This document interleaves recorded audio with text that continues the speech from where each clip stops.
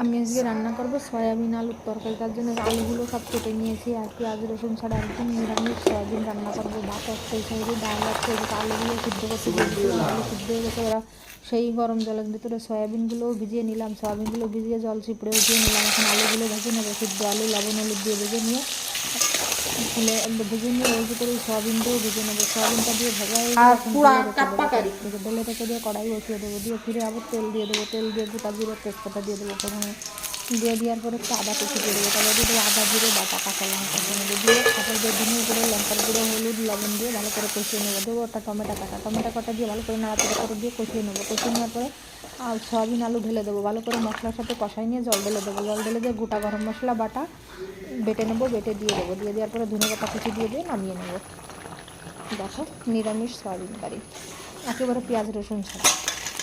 sorry, নিরামিষ তো soybean হয়ই, পেঁয়াজ রসুন